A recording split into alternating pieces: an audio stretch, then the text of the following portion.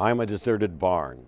My cattle robbed from me, my horses gone, light leaking in my side, sun piercing my tin roof where it's torn. I am a deserted barn.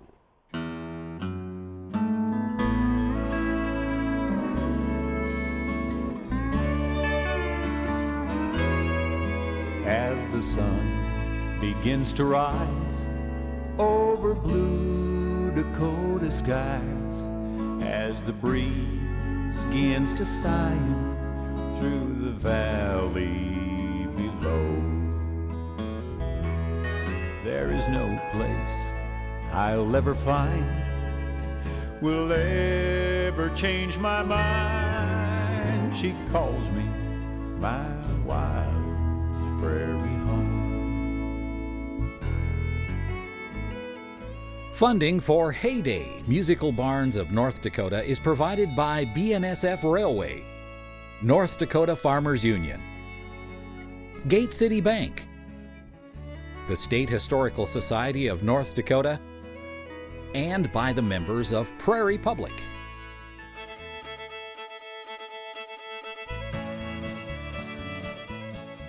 The barns in North Dakota are icons, they're landmarks. They were places that you could see for long ways away, and they were painted red. It marked your place.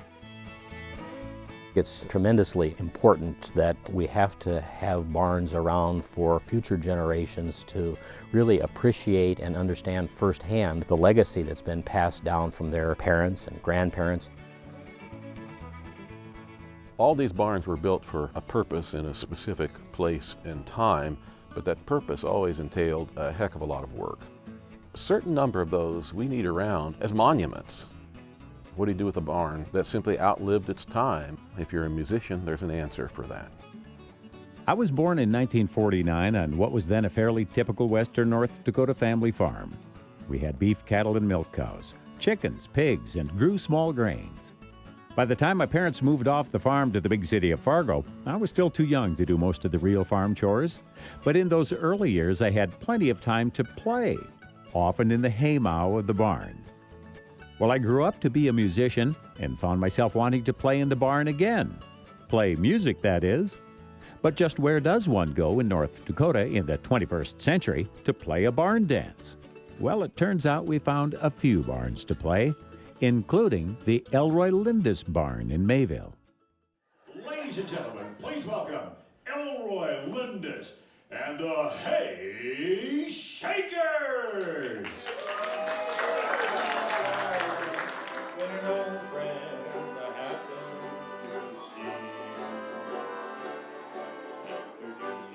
The Lindis Barn Dance has a certain kind of magic that partly comes from your arrival there.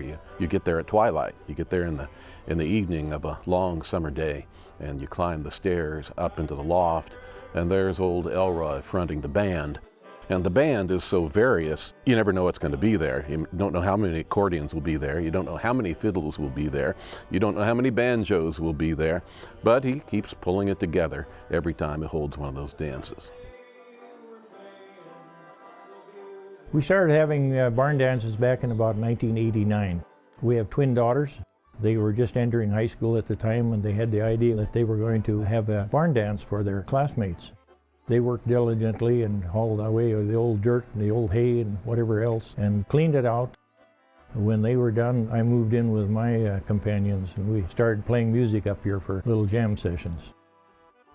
Long before Elroy's girls convinced him to help them host a barn dance in their big white barn on the family farm, Elroy's grandfather came to homestead in the Mayville area. My grandfather came from Norway.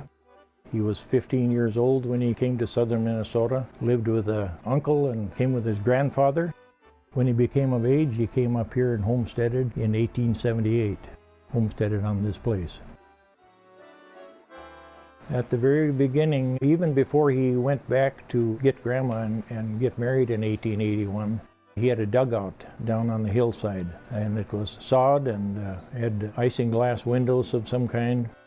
He went to marry here and came back here, and they lived in that soddy for a time. Some of the nicest construction material had was a sod, because the original sod was so thick and so durable.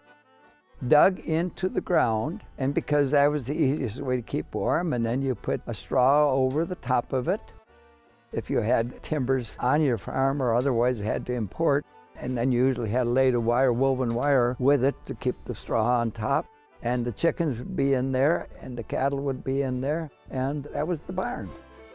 The homestead has undergone tremendous change since the soddy.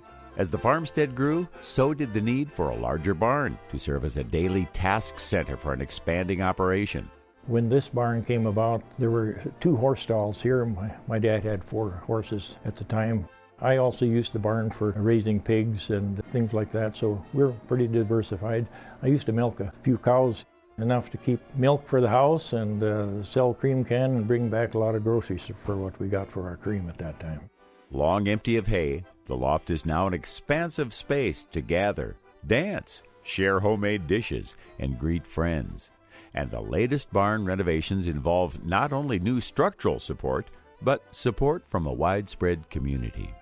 We did put some extra bracing in case we started swinging a little in rhythm. We didn't like it shaking around. It really never did, but just to be safe. There was what we call shiplap on the floor. It was a little warped. There were splices in between, and sometimes the ladies' heels would catch in there and a few things like that. Somebody suggested that we lay down a nice plywood floor, and I was a little reluctant. I said that's going to cost a lot of money. And pretty soon the $20 bills were coming out. People were chipping in to put in that floor. We accomplished that. That's about 15 years ago, I suppose. The barn's most well-known guests first visited the Lindis barn for a political rally and then returned to play some old-time fiddle to the delight of visitors. Art Link was in the barn with us more than once. He came when we had a political rally here. He enjoyed playing fiddle with us, so we invited him to come, and I think he was perhaps here about 3 times. And he just delighted in this atmosphere, the people here, and the music that we played with him. Everybody.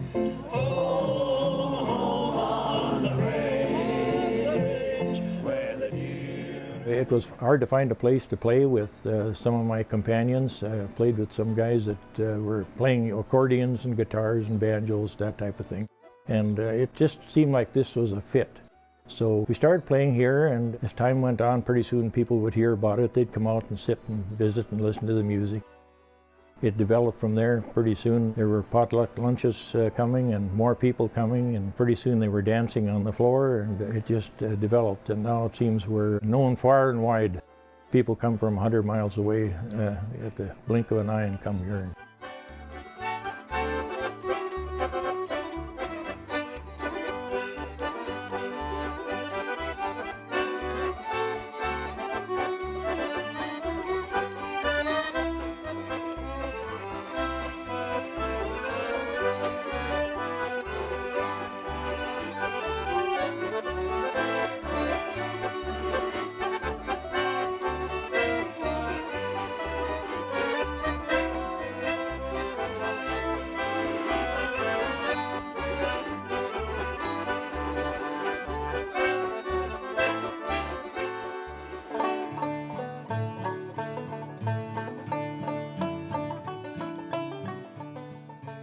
The big red barn was kind of the icon of our farm. I always heard stories of they painted them red so you could see them in the wintertime as a landmark, and if you're out there stranded someplace. The big barn was kind of the hub of the whole farmstead.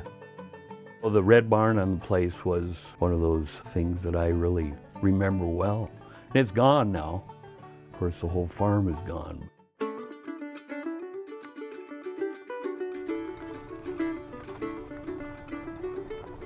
The George Aylis barn south of Dickinson, North Dakota, served its traditional purpose as the business hub of the farm for decades.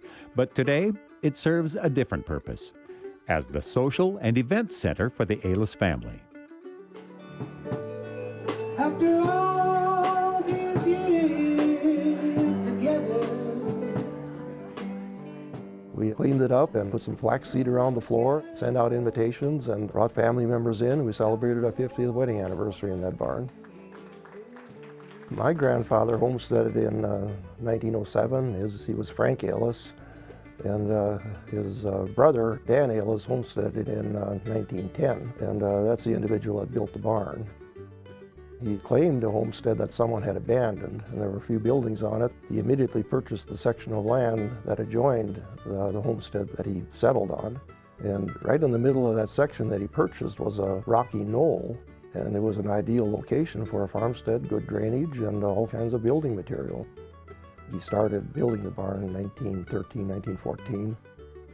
The mortar they used is clay and straw. When you go in and pull out some of the mortar between the rocks, it's clay, straw, and then you even see some horsehair mixed in it to bind it and give it some strength. After the barn was completed, then they plaster it with mud and whitewash it, to protect it from the weather. Farmers were very efficient about using whatever materials were available close at hand, and it was kind of like an investment of sweat equity that you could use as much of your local resources, local rock that was hauled in from the fields. The labor that went into erecting that ground floor made a distinction between the Ailes barn, for example, that has the stone foundation. We find examples of foundations that are laid up of a rubble fieldstone, granite rocks that were brought in as boulders and laid in mortar. It's much more common to find something like sandstone because it could be broken loose from the sides of the buttes or from the surrounding landscape and transported a short distance and really laid very efficiently. The other thing that really captures my attention about the Ailes barn, I think, was the way that the exterior cladding has been attached to it. There are a couple of main methods that we think about the outside, let's call it the siding, the sheathing that covers the outside of the framework. For many barns in North Dakota, that was done with overlapping cedar lap siding, sort of like we associate with house construction or residential construction.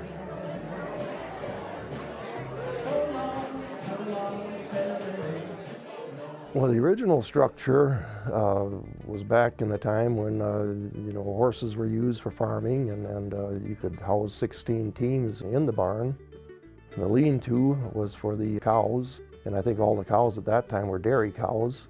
The feed that was put up into the loft, the horses would get the first pick, and then there's great big cavities alongside of the barn to where the fodder would be gathered up, and then the leftovers would be fed to the cows. The gambrel roof of the large Ailes barn allowed for the storage of the massive amount of hay needed to feed 16 teams of horses and a herd of dairy cows. Today, the hay is gone, but the still sturdy structure is perfect for hosting massive amounts of people, for a barn dance, or other Ailes family event. Patty and I farmed for 30 years. We raised our children on the farm, and then we let our younger sons move into the house that we had on the farm, and we moved to Dickinson. We were in town for 3 years, and Patty, my wife, she just likes to live in the country. She likes the serenity and the quietness. So we came up with the idea that there was this abandoned farmstead with this 2-story house, and we'd take a bucket of water and go clean up the house. Some people had lake cabins, and we'd have a summer farm cottage. Well, it turned into more of a project than that. After the house was done, well, you've got a barn there, but our 50th wedding anniversary was coming up, and we thought that, well, it would be an opportune time to do a little bit of restoration work. I was going to put a steel roof on it, and had a roofer come out and looked at it, and he didn't even give me a price on steel. He said, you need to put it back to original. So we ended up putting cedar shingles back on the roof and painting the cupolas. The outside, surprisingly, was in excellent condition. We put new windows into it, and whatever boards were rotted out, replaced them. We gave it a couple of coats of paint. The biggest job was probably cleaning up the mess. The last 20 years, it wasn't used, and people would open the door and just throw stuff in. We have a daughter, and her daughter is getting married this summer. She's going to have her wedding dinner and dance out at the barn. It'll get used for family events. Where it began, I can't begin to know it, but I know it's growing strong. It was in the spring, and spring became the summer.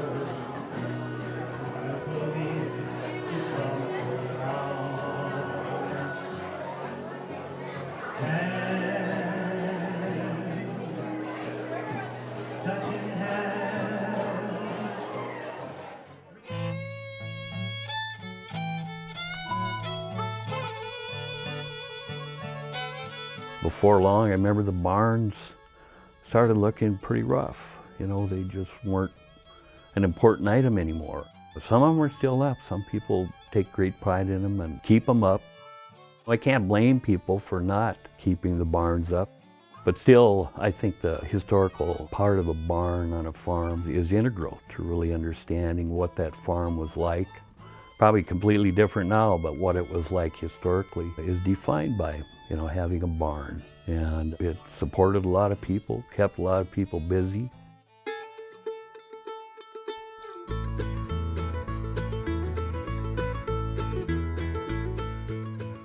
The Harvey Huber farm near Hazen has been in the family for over a century.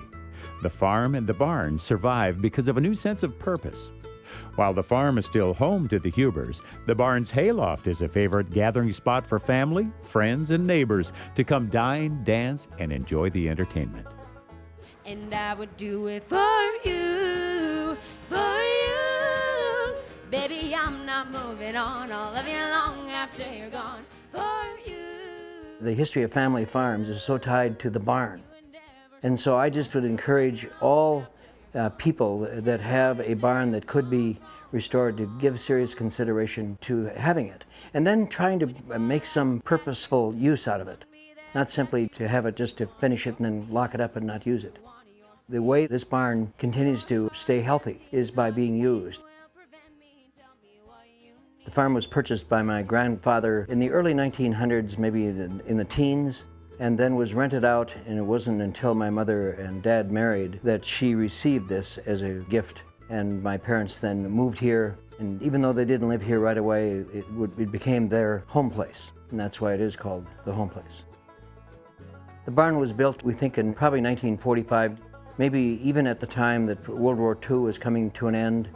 My father actually was a contractor later in life and built the barn with the help of neighbors and relatives. It was built, I think, over the course of a year.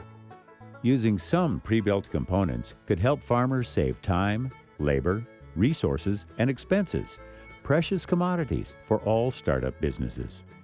I remember very well the day we saw the rafters coming over the hill, and when they were building the barn, and how excited everyone was, especially after the old barn, which was kind of a rickety thing that I didn't like very well.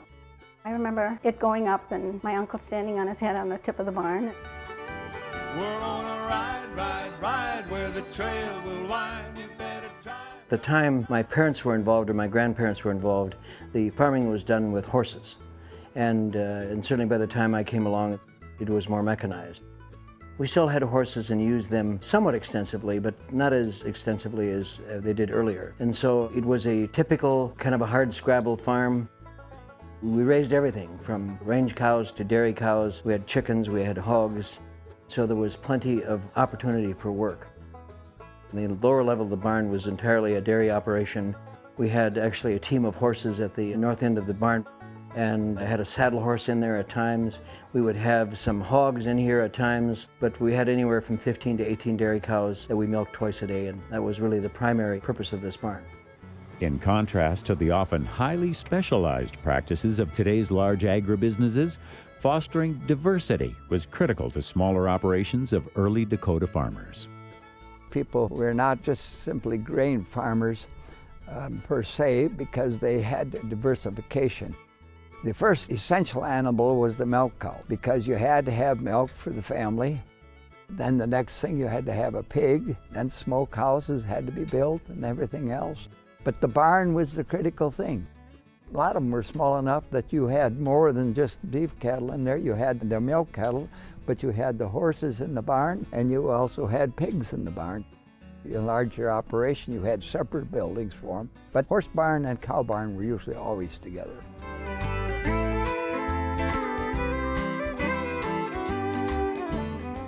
The barn is not used as fully as it should be. I occasionally bring a horse in here, but I don't allow them to live in here for obvious reasons, so it doesn't smell so much like a barn. At the time I was cleaning this place, I had taken a week or 10 days of vacation, and I spent every hour of every day with a pressure washer, and started with scaffolding at the top of the roof and worked until I got it clean. Just getting it down to bare wood was, I think, the most difficult part. Putting the new floor in wasn't staining it, and I was painting it. That was routine work. It just took a bit of time. It was just really making the commitment to say, can we really take this place, clean it up, and make it look like something that will be there for generations to come. North Dakota, where the Badlands call, home is called home to me. I went to school at the University of North Dakota, and as I drove back and forth there and saw all these barns going down, literally collapsing in on themselves, I always kind of grieved. I thought it might be nice to preserve this place. But it just turned into be a great project, and as we finally developed the social side of this place and used the barn loft as a dance hall, it had a lot more appeal to me. The fact is, it is just being able to have this place available now for friends and certainly for family. As I think now of grandchildren using it, our daughters use it for social events now, and it pleases me a lot. So that is really what is the driving force now and what will keep this place, I think, going for a long time to come.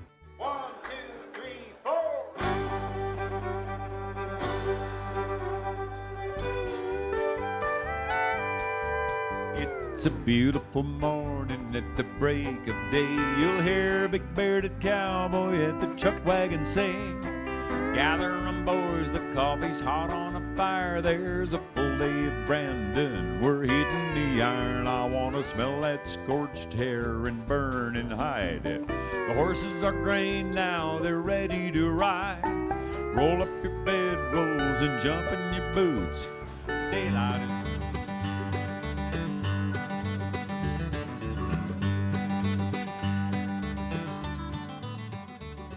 You understand things much better by getting up close to the barn and looking at its details. Everything that people used for the barn dance was part of the infrastructure of that barn that just had always been there. It had been there forever. The values that are acquired by these barns over time from people living with them and maintaining them and caring about them, it's a kind of a value of sustainability that it's really, seems to me, important for future generations to learn and appreciate. There's no substitute for experiencing those things firsthand.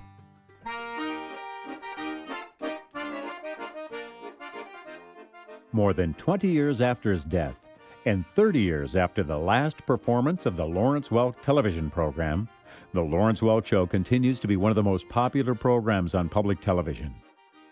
All legends begin somewhere. The Lawrence Welk legend and legacy began on the family's homestead farm in south central North Dakota. 1 and 2 and...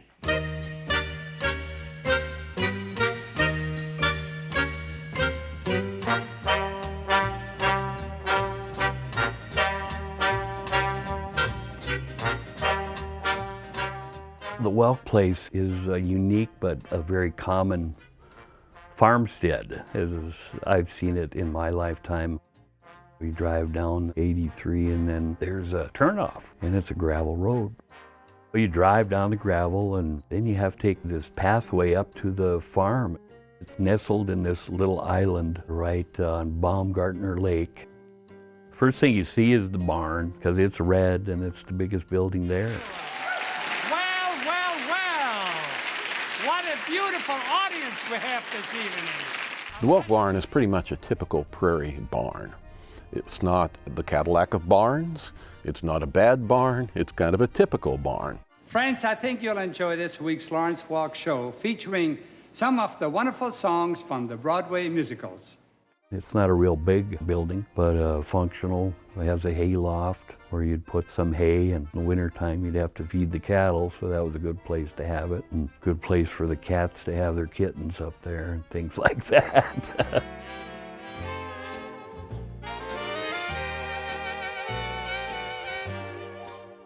The Welk homestead and then our activity in restoring the Welk barn is important for several reasons. You know, we don't have any state historic site in this state that deals with homesteading and pioneer farming.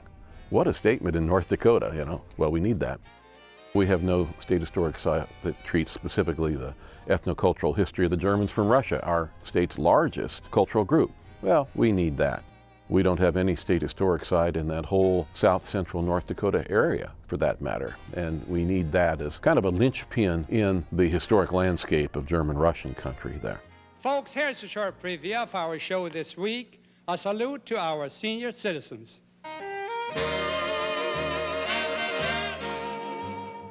Most of the buildings are in very good shape. There will be some work done on the barn. There's a story to be told there, and I'd hate to lose that structure So that is probably our biggest challenge, but we want to, put it together so people can actually go in and see things. Fundamentally, the barn looked pretty good, but it had become unsafe. When we started going in to do the repair work on it, we found that there were some joists that weren't tied to the studs, and I began to get a little nervous at that point. So we took particular care as we were disassembling the loft decking, for instance. Only do a little bit at a time and put it back. Let's keep this thing holding together while we're working on it. It's not unsafe anymore.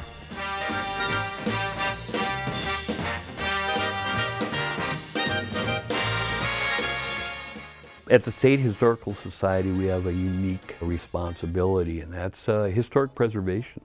And we take that seriously. I mean, we preserve artifacts and items and pictures and people that people have owned, but preservation of buildings and structures, which are important to understanding North Dakota, is one thing that we really focus on. And Welk Homestead provides us with an opportunity to do that. Good night, sleep tight, and pleasant dreams to you. Here's a wish and a prayer that every dream comes true. And now till we meet again, adios, au revoir, auf Wiedersehen.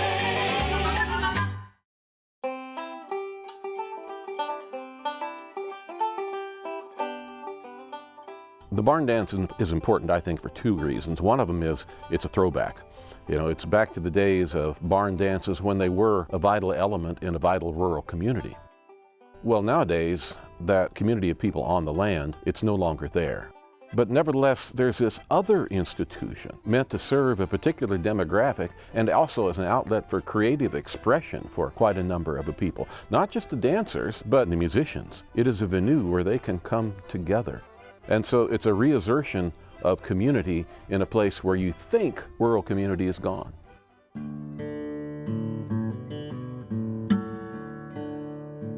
Robert and Marie Pepcorn moved west to Mountrail County in North Dakota from Minnesota in 1916, purchasing a farm in Alger Township, southwest of Stanley. They raised 12 children there before moving on to Sandpoint, Idaho. Their son, my father, Herman, took over that family farm in 1929, raising 7 kids while continuing the small diversified family farm model. Herman's third oldest son, Lee, took over the operation in 1959, where he and Yvonne raised their 3 children. Over 3 generations, 22 Pepcorn children were raised on that farm, and now they've all moved on. Lee passed away in 2006, leaving his wife Yvonne as the last Pepcorn on the place, and leaving the long-term future of the farm uncertain. None of my children are interested in farming. I don't really know what will happen to this farmstead. It's just now a fun gathering place for me. We've had quite a few parties here and I hope to have a lot more. On the flood many days, he searched for land. The original old barn was built in 1943 and it had a hayloft on it. And then in 1970 we moved the hayloft off the barn foundation and made it into a machine shed.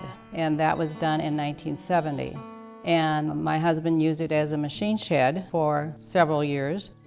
In 2010, after my husband had died, I decided to make it into a gathering place. Well, I know it's not over. I'll cook tomorrow night. I'm from the area here, from Ross, North Dakota, and Yvonne saw me at the 2A North. I was having supper with my cousin Paul, and she asked who I was, and she asked me what I do. So I said I do handyman work, and that's where it all started from. I got a job for you. In 2010, Alan and I started the restoration process. We first used the power washer and cleaned it first, and then later on we have painted it and cleaned it and redecorated it. It was fairly good shape. I redid the inside the walls, put plywood to cover all the boards, try to get it mouse proof, and that's the project. That's the first job we started to do was to change the garage door out, so now it's got an overhead door on. And then we went chandelier, so I made the chandelier lights, and actually using the old track system from the old hayloft from the barn. And it rolls just fine. It's just a matter of where you want to have the chandelier at.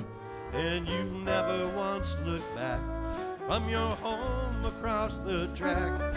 You're the guy. A peppercorn barn that has been transformed for use for other contemporary purposes, for a venue and a place of public gathering. And of course, that's a tradition that's not unrelated to the way barns have been used throughout their history. Everybody knows about historic barn dances, and I've always been kind of taken with boxing matches were often held in them. My dad has great stories about barns that he grew up in that would have championship fights for money in barns, and roller skating and basketball and all those kinds of things. It seems appropriate and certainly well suited to the present day use of barns when they can be used for something like wedding events or gatherings.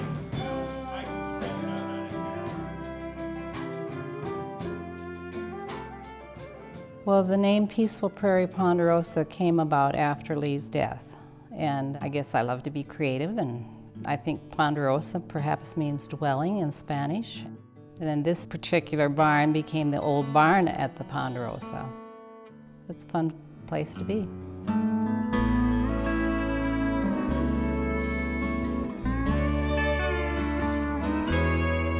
As the sun begins to rise over blue Dakota skies, as the breeze begins to sigh through the valley below.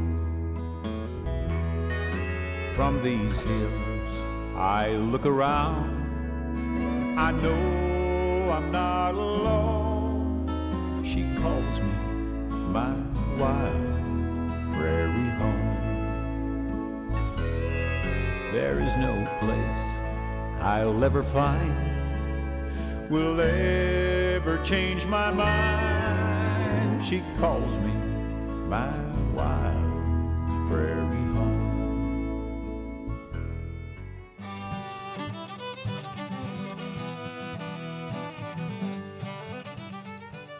Adaptive reuse of barns is a tough proposition because they are all specific purpose built.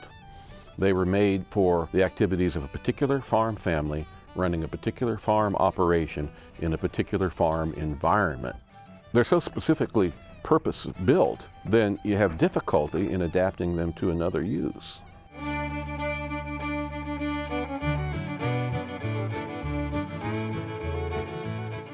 The Schlepp Barn near Ashley is located right in the middle of German-Russian country in south-central North Dakota. The barn has outlived its original purpose of housing livestock and hay, but it now hosts a variety of events, including barn dances. And if you want to have a barn dance in German-Russian country, you gotta have an accordion in the band. Hey, we're off and running in the hayloft barn dance.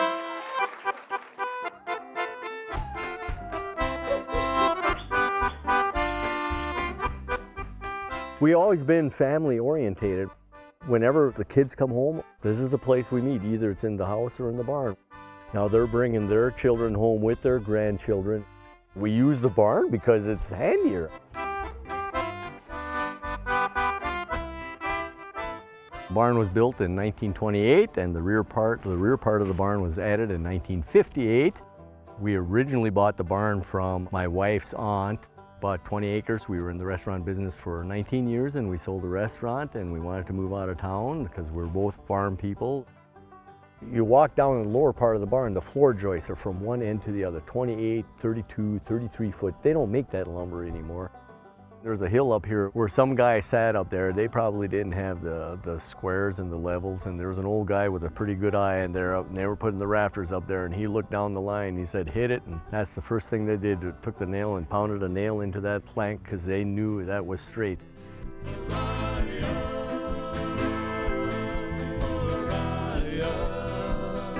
The back part had old wooden shingles on there, and it was pretty leaky.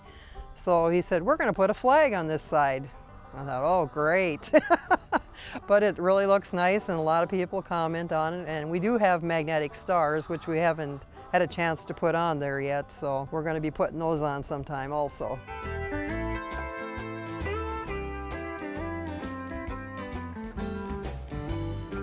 Many people should be commended for the great imagination that they've shown in some practical strategies for continuing these buildings and giving them new life. It's much happier when a building can continue as a productive, contributing feature and when it has a new, meaningful life in addition to only embodying the past, only being a frozen, dead corroborator of history.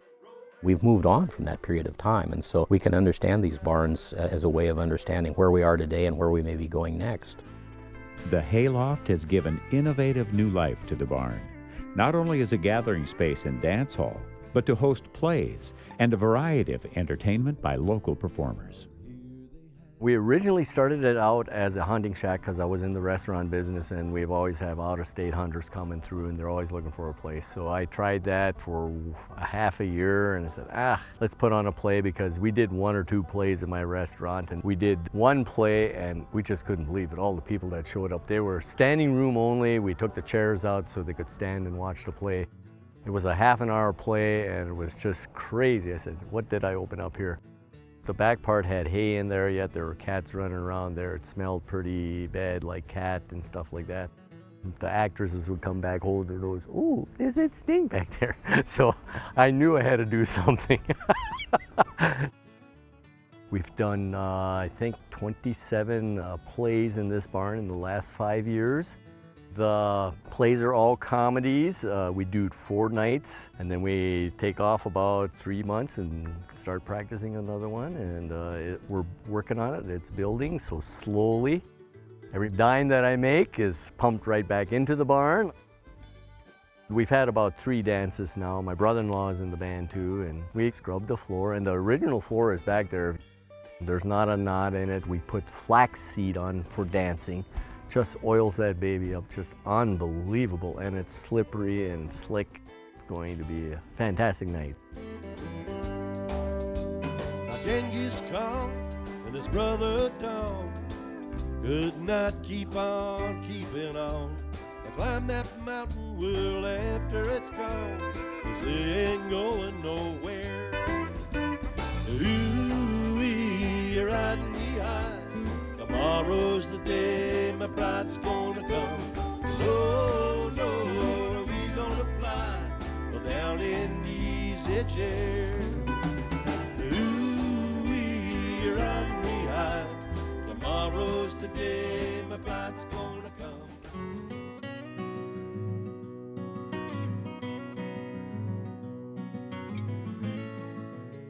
Commonplace buildings on the landscape are buildings that are typically designed without architectural expertise.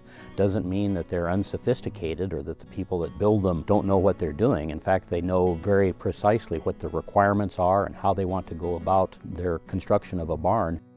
It's a tradition that the builders refine the way of making barns as they move through time.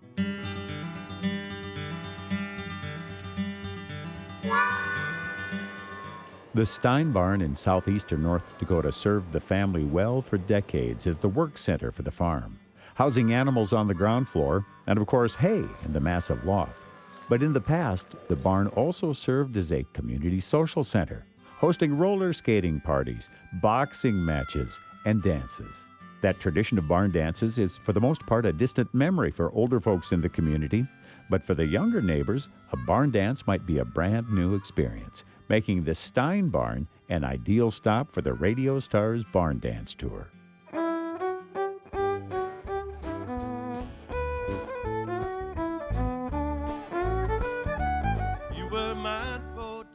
A lot of people my age have never been to one, and they see this as a unique situation, and they think this isn't something that happens every day.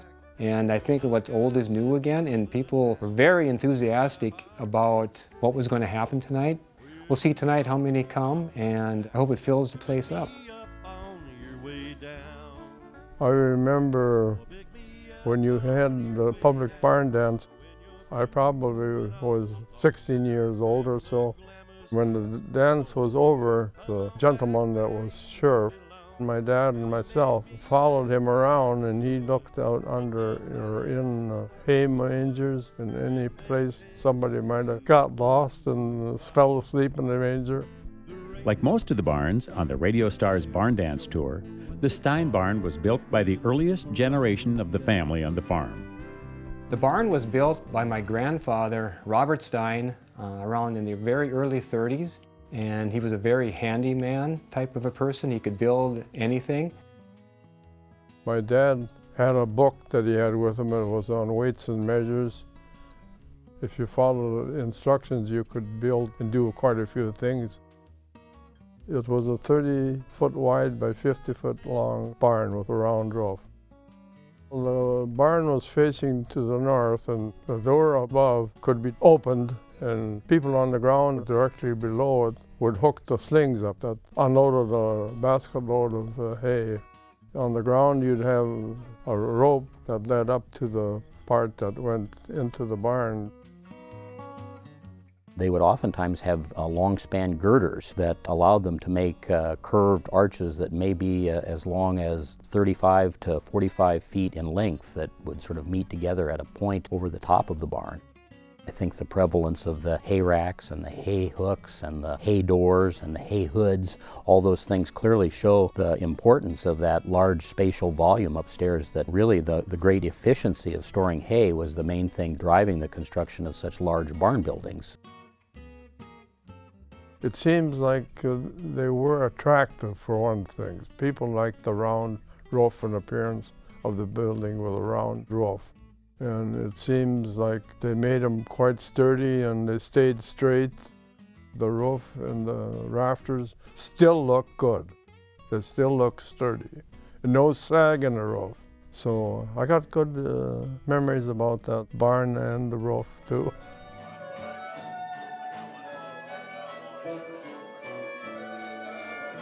The most dramatic thing about seeing the interior of that Stein barn was to see the beauty of those long span arches that allowed it to come to a point at the top of the building. And we know from various accounts that the materials were delivered to Great Bend on the railroad and then pre-assembled at the lumberyard and brought out so that the farmers themselves and people with some specialized experience erecting barns could put a barn like that together very efficiently. Although the builders were efficient, they still invested tremendous work and resources to craft solid structures and expansive haylofts that would inspire generations to come.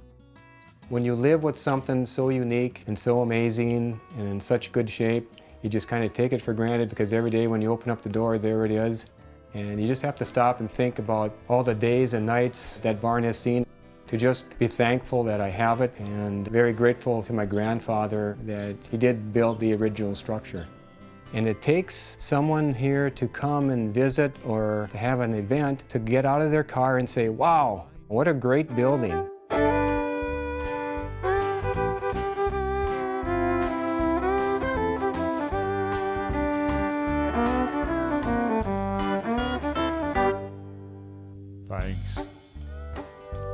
Thanks a lot. I got a broken heart, that's what I got. You made me cry, you laughed a lot. I lost your love, honey, thanks a lot. You told our friends as I was passing by that you're not sorry.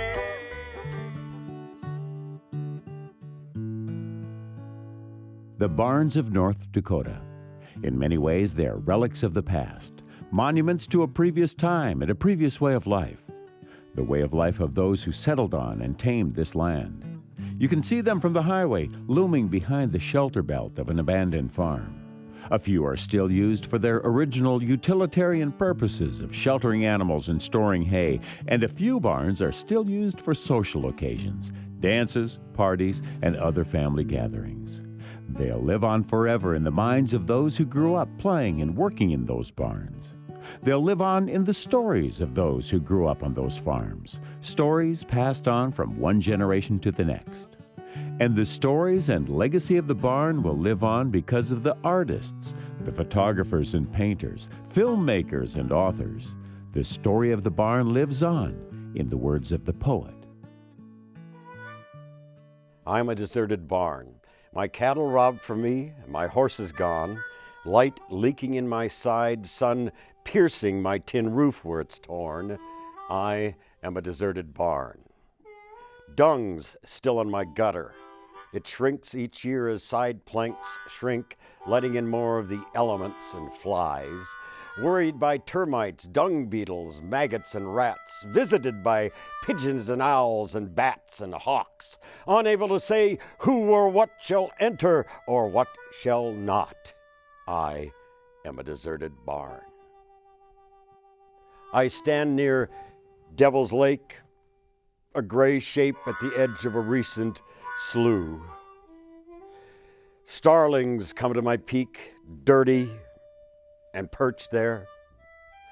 Swallows light unbent lightning rods whose blue globes have gone to a tenant's son and his 22. My door is torn. It sags from rusted rails it once rolled upon, waiting for a wind to lift it loose, and then a bigger wind will take out my back wall. But winter is what I fear, when swallows and hawks abandon me, when insects and rodents retreat, when starlings, like the last of bad thoughts, go off, and nothing is left to fill me except reflections. Reflections at noon from the cold cloak of snow, and reflections at night from the reflected light of the moon.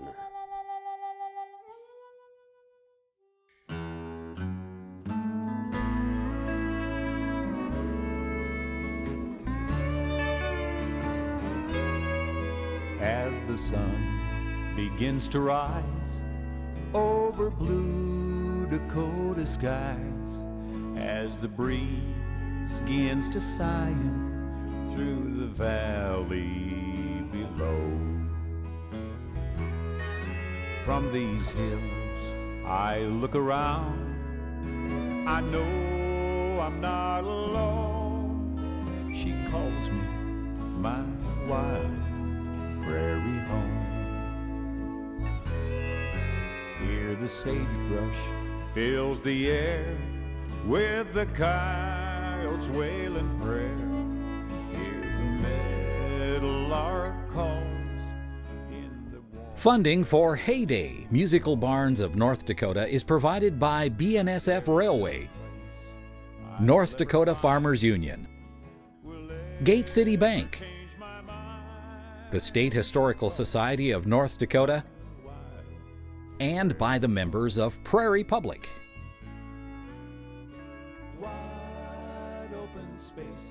To order a DVD copy of Heyday Musical Barns of North Dakota, please call 1-800-359-6900 or visit our online store at www.prairiepublic.org.